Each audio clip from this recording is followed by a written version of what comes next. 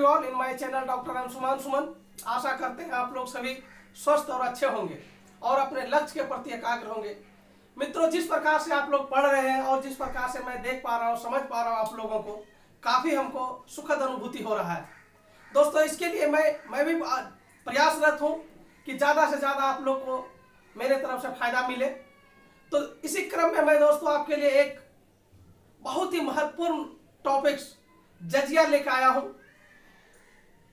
ये टॉपिक्स ऐसा है कि कई लोगों को कई वर्षों तक पहेली बना रहता है। दोस्तों, आज से ये पहेली आपके लिए सॉल्व होता हुआ प्रतीत होगा। बिल्कुल आप स्पष्टता इसको समझ पाएंगे कि जजिया क्या होता है।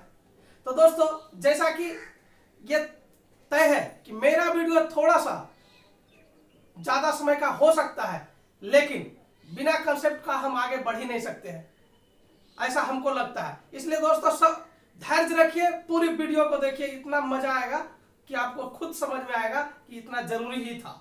चलिए आगे देखते हैं जजिया होता क्या है। जजिया एक धार्मिक कर है। पहले बात आप समझ लीजिए, जजिया क्या है। जजिया इज ए रिलीजियस टैक्स। जजिया एक धार्मिक कर है, ठीक है। और कैसे आया जजिया उसको हम समझेंगे। उसके लिए 3 शब्दावली है, उसको सबसे पहले समझेंगे। इस्लामिक देश, गैर मुसलमान और जकात को समझेंगे।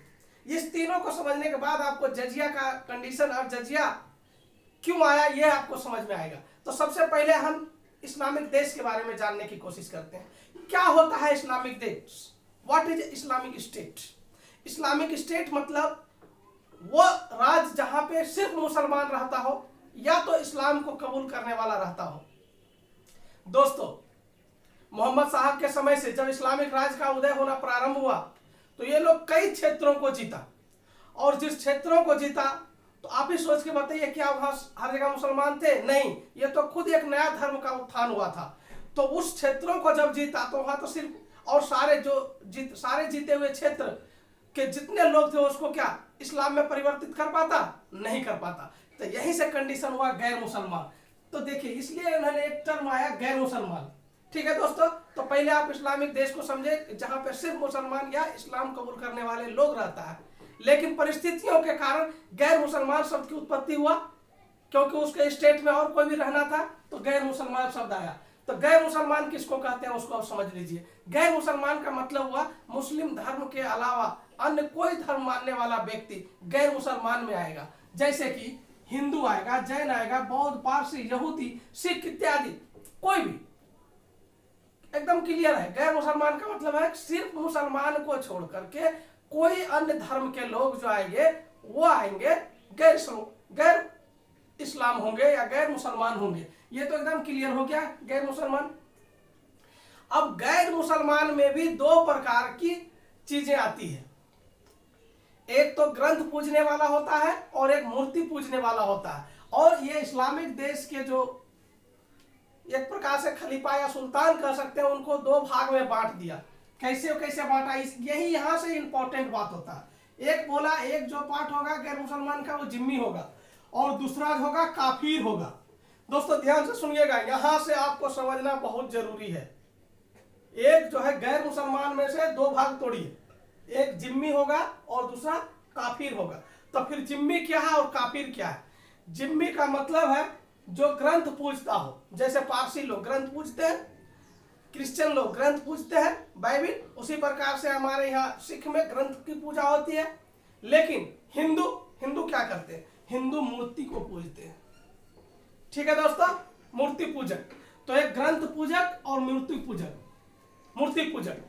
तो 2 अभी अंतर समझिए और इसका अंतर हम समझाएंगे। तो ये जिम्मी कहा गया और ये काफिर कहा गया। अब जिम्मी और काफिर को इस्लामिक देश के राजा कैसे ट्रीट करते थे उसको समझिए। जो ग्रंथ पूजक होते थे उसके साथ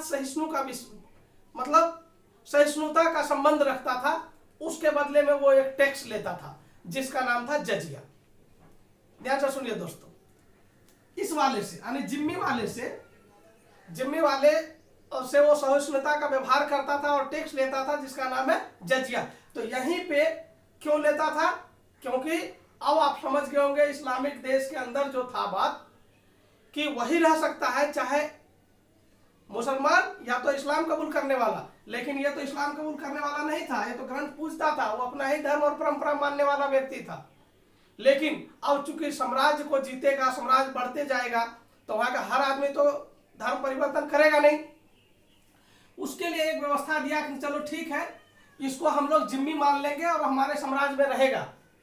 कौन? इस्लामिक देश के राजा ने उसको क्या बोला, गैर मुसलमानों को, जो ग्रंथ पूजने वाला था उसको जिम्मी बोला ठीक है आप हमारे साम्राज्य में रहिए, ठीक है, आप अपना धर्म मानिए, अपनी परंपरा मानिए, अपने हिसाब से रहिए, लेकिन आपको चूंकि मेरा नियम अलाउ नहीं करता है कि दूसरे को यहाँ हमारे साम्राज्य में रखे, इसलिए आपको कुछ न कुछ तो टैक्स देना पड़ेगा।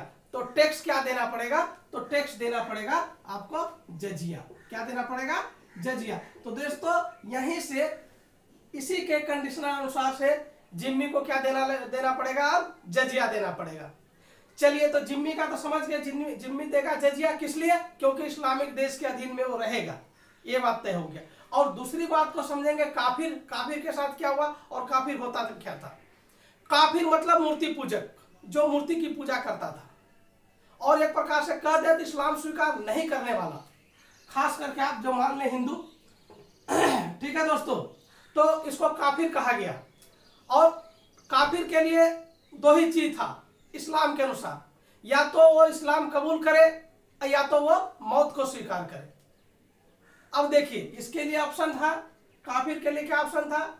जिसको काफिर राज घोषित कर देता था इस्लामिक देश, इसका मतलब है कि वहां दो ही चीज होगा, या तो सारे लोग इस्लाम कबूल करें और या तो सारे को मौत के घाट उतार दिया जाए।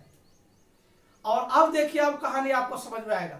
712 ईस्वी में मोहम्मद बिन कासिम जब भारत पर आक्रमण किया, सिंध इत्यादि, देवल इत्यादि के क्षेत्र को जीता, तो यह क्षेत्र काफिर के सेंस में आया।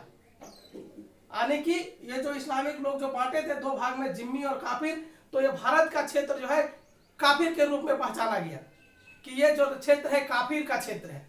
तो जब काफिर का क्षेत्र है, तब मोहम्मद बिन कासिम को दो काम करना था, या तो पूरे भारत के हिंदुओं को मौत के घाट पर उतार देना था जो मूर्ति के पूजक थे, अन्यथा सभी को इस्लाम कबूल करवाना था। लेकिन यह कतई संभव था क्या? बिल्कुल नहीं, यह संभव नहीं था। तब जो है मोहम्मद बिन कासिम ने खलीफा को एक चिट्ठी लिखा और उसमें एक परमिशन मांगा। ठीक है, तो जब उसने जब परमिशन मांगा कि नहीं ऐसा नहीं हो सकता है, लेकिन इस्लामिक देश के अधीन इसको रखे जाकर कोई व्यवस्था कीजिए, तो वह व्यवस्था फिर काफिर को एक प्रकार से चेंज करके ये क्या जिम्मी कर दिया। क्योंकि ये स्थिति नहीं होने वाला था कि सारे हिंदुओं को मार देता और वो सारे या तो सारे लोग इस्लाम कबूल कर लेता, यह स्थिति बनने वाला नहीं था। इसलिए ये काफिर को या सेंस को चेंज करके क्या बना दिया? जिम्मी। अब जिम्मी कहलाने लगे भारत के लोग, तो जिम्मी कहलाने लगे, तो इसका क्या मतलब हुआ? जिम्मी जैसे ही कहलाने लगेगा तो क्या होगा? अपना धर्म वो पालन करेगा, स्वतंत्रता से अपनी परंपरा को पालन करेगा, लेकिन उसको देना क्या होगा? जजिया, जैसा कि पहले दे रहा था। तो दोस्तों अब समझ में आ गया होगा कि काफिर और जिम्मी में डिफरेंस है, लेकिन काफिर को जब चेंज किया जिम्मी में, तब वो जजिया से वो अपना धर्म, संस्कार, परंपरा को बचा सकता था। चलिए, बहुत मजा आया होगा। अब जकात को देख लेते हैं। बोलेगा सर जकात क्यों लिख दिए? इसलिए लिख दिए कि यहाँ पे भी थोड़ा सा चीज समझना जरूरी है। जकात क्या है? जकात भी एक धार्मिक कर है। किसके लिए? मुसलमानों के लिए। तो मुसलमानों के लिए 2.5% के हिसाब से जकात देना पड़ता है हर किसी को, यह अनिवार्य कर है। ठीक है दोस्तों, ये बिल्कुल अनिवार्य कर है। अब उसमें 2.5% देना अनिवार्य है। ठीक है, और कैसे देना है? क्योंकि और कौन देगा? जो कि सक्षम होगा।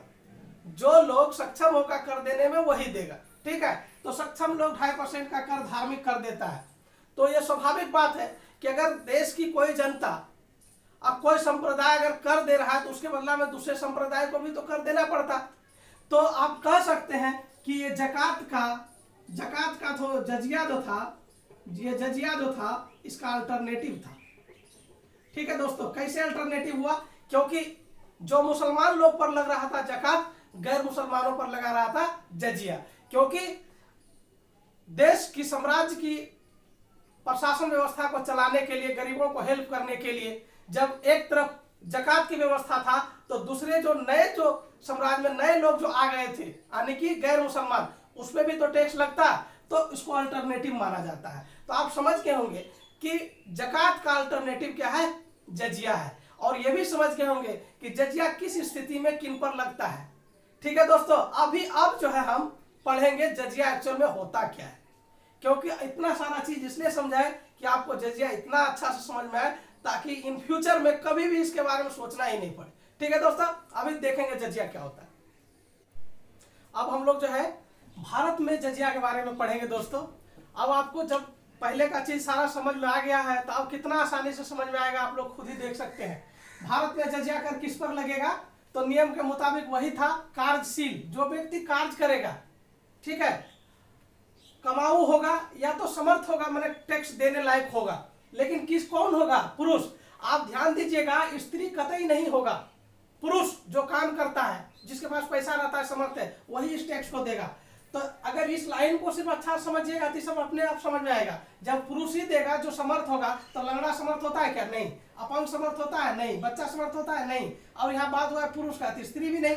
और ये चीज है पंडित, पंडित जो समर्थ भी होगा वो भी नहीं देगा।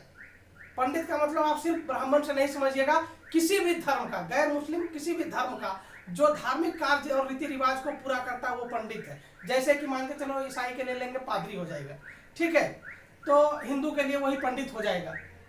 ठीक है दोस्तों, तब समझ गए होंगे कि धार्मिक गतिविधि को कार्य करने वाला कोई भी व्यक्ति किसी भी धर्म का हो, उस पर जजिया कर नहीं लगेगा। तो ये याद रखिए। अब आइए भारत में सर्वप्रथम जजिया कर किसने लगाया और कहाँ लगा। तो दोस्तों, जैसा कि हम आपको बताए थे कि अरब का आक्रमण जो हुआ था 712 ईस्वी में हुआ था, और उसका नेतृत्व किया था मोहम्मद बिन कासिम। और मोहम्मद बिन कासिम जो था, उन्होंने ही सर्वप्रथम जजिया कर लगाया था। हम पीछे भी बता चुके हैं कि ये जो देश था वो काफिर का देश था, लेकिन उन्होंने क्या क्या, खलीफा से परमिशन लिया और इसको जिम्मी माना, और जिम्मी मानने के साथ ही इस पे क्या लगाया, जजिया लगाया। तो सर्वप्रथम वो जो क्षेत्र था वो देवल का क्षेत्र है, देवल जो है सिंध के आसपास है। ठीक है दोस्तों, समझ में आया। सर्वप्रथम किसने लगाया, मोहम्मद बिन कासिम लगाया, कहाँ पे, देवल पे। ठीक है, अब आइए कि ये क्वेश्चन उठता है कि आखिर सर्वप्रथम जजिया कर जो भारत में लगा, सर्वप्रथम किसने उठाया, यानी खत्म किसने किया। तो एक बहुत ही महान शासक हुआ कश्मीर का, उसका नाम था जैनुल आबदीन, और उसका शासन काल था 1420 से 1470 ईस्वी में। कश्मीर का वो महान शासक था। चलिए, जब कश्मीर की बात आया है तो इसके पहले आखिर जजिया कर लगाया कौन था, यदि ये हटाया तो कश्मीर में एक सुल्तान सिकंदर नाम कर का शासक था, जो काफी क्रूर था, और एक प्रकार से यूं कहें कि धार्मिक अंधविश्वास था उसके मन में। उसने जजिया कर लगाया था, सुल्तान सिकंदर ने। और इस महान शासक जिसका नाम था जैनुल आबदीन, इस महान शासक ने कश्मीर से जजिया कर हटा दिया। इसीलिए टेक्निकल पॉइंट यहाँ पे होता है कि अगर ये पूछा जाए कि भारत में सबसे पहले जजिया कर कहाँ हटाया गया, तो पार्टिकुलर जगह पूछेगा तो कश्मीर, और ये पूछेगा कि सबसे पहले किसने हटाया, तो सबसे पहले भी यही होगा, क्योंकि अकबर के पहले इसका शासन काल आता है। ठीक है दोस्तों, अकबर जो हटाया है 1564 में हटाया है, ये 1420 और 1470 के बीच में हटा दिया। तो समझ गए। यहाँ पे एक क्वेश्चन आप लोग कमेंट बॉक्स में करके बताइएगा कि जैनुल आबदीन को इसके मतलब महानता के आधार पर किस शासक के साथ तुलना किया गया, इसको क्या कहा जाता है। और हिंट दे देता हूं, ये मुगल बादशाह से किसी से रिलेटेड कोई हिंट है, इसका उपाधि है। ठीक है, तो बताइएगा जैनुल आबदीन को क्या कहा जाता है। आइए अब आएंगे, यहां से खत्म हो गया, लेकिन सल्तनत काल में जजिया कैसे चला। ठीक है दोस्तों, सल्तनत काल में कैसे चला, तो प्रारंभिक सल्तनत सुल्तान जो भी थे, चाहे गुलाम वंश के हो, ठीक है, और खिलजी वंश के जो सुल्तान थे, वो क्या किए, वो जजिया को जजिया के रूप में नहीं लेता था। वो क्या करता था, खिराज कर होता है, खिराज कर होता है भूमि से संबंधित, ठीक है, उसी कर में मिला के ले लेता था, ताकि जनता को कष्ट महसूस नहीं हो और परायापन भी महसूस नहीं हो। तो खिराज के साथ ले लेता था। तो जजिया कर नाम से कोई टैक्स नहीं आता था, लेकिन जोड़ के जजिया का रेट जो इसमें लिया जाता था खिराज में। आप लोग समझ गए होंगे, मिलजुमला, खिराज और जजिया का मिलजुमला खिराज में ही ले लिया जाता था। ठीक है, लेकिन प्रारंभिक दौर में खिराज के साथ लिया, लेकिन ब्राह्मणों पर नहीं लगता था। चलिए, अब एक बात जानना है कि ये एफएसटी जो लिखा हुआ इसका मतलब है फिरोज शाह तुगलक। फिरोज शाह तुगलक का जब शासन काल आया, अब आपको इसके बारे में एक लाइन बताऊं। फिरोज शाह तुगलक हिंदू माता के गर्भ से पैदा हुआ था, लेकिन इन्होंने जो इस्लाम की कट्टरता की हद को पार किया था, यानी कि ये कट्टर इस्लामिक व्यक्ति था, इसने खिराज को अलग कर दिया। ठीक है, खिराज को अलग कर दिया, किससे, जजिया से यानी सेपरेट जजिया लेने लगा। तो ये भी क्वेश्चन आपको पूछा सकता है कि जजिया को अलग करके जजिया के रूप में कौन सल्तनत सुल्तान था जो लेता था, तो ये फिरोज शाह तुगलक होगा। अलग से लेने लगा, जजिया अलग, खिराज अलग, ठीक है। और उसके बाद ये अगला स्टेप क्या किया, पंडितों पर, ब्राह्मणों पर भी जजिया कर लगा दिया। हालांकि इसका विरोध बड़े पैमाने पर हुआ, कहा जाता है कि दिल्ली इत्यादि जगहों पर काफी अनशन हुआ और ब्राह्मण जो कि जजिया देने के लिए रेडी नहीं था, उसके बदला में जो गैर मुसलमान जनता था ब्राह्मणों के बदला में जजिया कर देना स्वीकार किया। ये माना ही नहीं, किसी भी हालत में बोला उसको देना पड़ेगा। तो हालांकि ब्राह्मण नहीं दे रहे थे, उसके बदले में दूसरा कोई गैर मुसलमान दे रहे थे, ठीक है, लेकिन ये लगाया जरूर। तो ये क्वेश्चन आपसे पूछेगा कि ब्राह्मणों पर सर्वप्रथम जजिया कर किसने लगाया, तो आंसर होगा फिरोज शाह तुगलक। ये बार बार क्वेश्चन पूछता भी है, तो ये चीज देख लीजिए। और एक चीज इसमें जोड़ दूं कि जजिया कर, दोस्तों मैं यहाँ पे लिखा था आपको लोगों को बताया ना कि जजिया कर प्रति व्यक्ति कर होता है। जैसे सपोज कीजिए मेरे घर में मैं 4 भाई हूँ और चारों योग्य हूँ, चारों कमाता हूँ, नौकरी पेशा है, तो चारों पर जजिया कर लगेगा, एक पर नहीं लगेगा। तो ये याद रखिएगा, प्रति व्यक्ति कर होता है, ठीक है। अब आइए, ये सल्तनत काल समझ गए, अब मुगल काल को समझिए। तो मुगल काल में जजिया कर के साथ क्या हुआ, मुगल काल आया, जजिया जो कहते हैं यहाँ से चल रहा था, ठीक है। मुगल काल में अकबर ने जजिया कर को 1564 ईस्वी में हटा दिया। ये बहुत इंपॉर्टेंट है, बार बार पूछता है, ठीक है दोस्तों। अब अकबर ने कब हटाया, 1564 में हटाया। लेकिन वहीं पे फिर अगला शासक आया जो बहुत ही क्रूर था, औरंगजेब। उन्होंने 1679 ईस्वी में पूरा जजिया कर को लगा दिया। तो ये क्वेश्चन पूछेगा कि पहला मुगल सुल्तान कौन था जिसने जजिया कर हटाया, तो अकबर होगा। सिर्फ मुगल जुड़ेगा तब, अगर भारत के परिप्रेक्ष्य में पूछेगा तो जैनुलाब्दीन होगा, ध्यान दीजिएगा।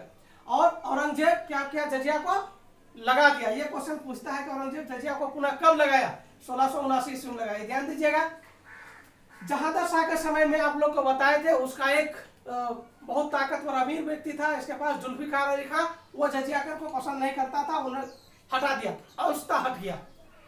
फर्रुख शेर के समय में भी कहीं लगा तो कहीं हटा, फाइनल नहीं हो पाया, लेकिन मोहम्मद शाह ने जजिया कर को फाइनली हटा दिया। तो दोस्तों इस प्रकार से आप देखिएगा भारत में जजिया कर समाप्त हो गया। अच्छा, इस वीडियो को समाप्त करने से पहले अभी तो मुगल और सल्तनत की बात की है, कुछ अन्य की बात करते हैं। कश्मीर की तो बात हो गई, सुल्तान सिकंदर ने लगाया था और जैनुलाब्दीन ने खत्म कर दिया था। इसी प्रकार से जजिया कर अहमदाबाद में भी लगा था, अहमद शाह लगाया था, और से अहमदाबाद और से अहमद शाह, इसको खाली याद रखिए। और उसी प्रकार से अब अगर देखिएगा तो जजिया कर शेरशाह ने भी लगाया था। शेरशाह सूरी का नाम सुनेंगे, तो शेरशाह ने जो लगाया था जजिया कर, वो थोड़ा स्पेशल था, जजिया कर के नाम से नहीं था, वो नगर कर के नाम से लेता था। ये इंपॉर्टेंट याद रखिएगा, इसमें जगह नहीं है, यहाँ पे मैं लिख दिया हूँ, नगर कर के रूप में शेरशाह लेता था। तो इस प्रकार से जजिया कर का इतिहास भारत में रहा। दोस्तों हमने सारे लगभग पॉइंट को कवर कर दिया है, आपको बहुत ही मजा आया होगा, इसमें कोई संदेह नहीं है। दोस्तों वीडियो अगर अच्छा लग रहा है तो आप सब्सक्राइब शेयर कीजिए, ठीक है। आज भर के लिए इतना सा, थैंक यू वेरी मच।